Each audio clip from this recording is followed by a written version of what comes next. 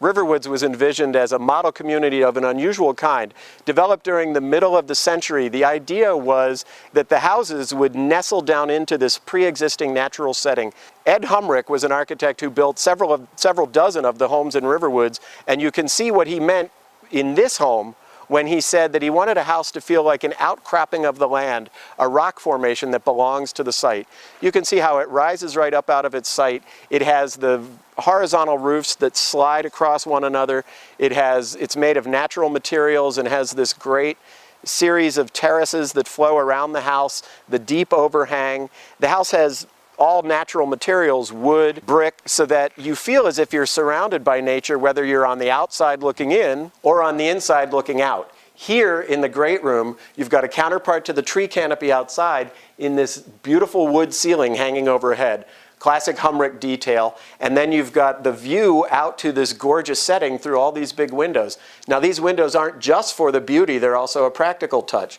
Humrich was a fan of passive solar. We're looking south right now. So when the sun is up high in the sky, it's blocked from coming into the house not only by the trees, but by that deep overhang that surrounds the house. So you get a nice shaded retreat in the summer, but in the winter when the sun is lower and the leaves are gone, the sun can come right in here, warm this room, and the solar gain as well as this nice big fireplace are enough, the seller has told me, to keep this room very comfortable, give you all you need without the use of a furnace, though of course there is one. The house was built in 1951, so there are some things that are a little insufficient for today's lifestyle, like this is all the dining room you got. This nook is all that Humrich built as a dining room, and next to it was a very small kitchen and a laundry room.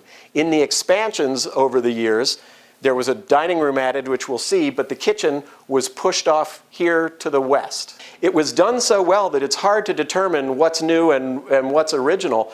The architects were very, very careful to use the same kinds of materials. They used the brick that is throughout the house. They also made this nice slatted wood screen. These wood louvers duplicate a screen that separates the office from the living room in the original part of the house just across the hall. But they did such a good job that we actually had to consult the blueprints to determine, were those original? They look terrific. One of the things the architects added throughout the new parts of the house is skylights. Everywhere you go in a new room there are skylights, which is just another way, follow through on Humrich's idea that you bring in the sun, and there is a lot of it. They also picked up the horizontality, using it here in this band of prairie windows in the dining room. You see that horizontality everywhere. You saw the roofs we talked about outside, the piping on the exterior. It shows up in the kitchen in great shelving that pulls the room together, runs across the top of the cabinets. There are clear story windows in the kitchen that are horizontal. And then more horizontal windows here in the sitting room. This sitting room originally would have been the master bedroom. The house was pretty small. It was 1,800 square feet. And this would have been a pretty small master bedroom for today's lifestyle. But when they added to the house, they expanded to a total of 3,000 square feet. Next to the dining room, they got a new bedroom. That converts this to a different use, but it still feeds out into this nice porch that it shares with the other original bedroom. So you've got a nice surround here, and then you come into the other bedroom they added, the master. We wouldn't be able to tell whether it's new or old because we've got the same materials, the wonderful exposed brick, except skylight, so we know it's a new part of the house.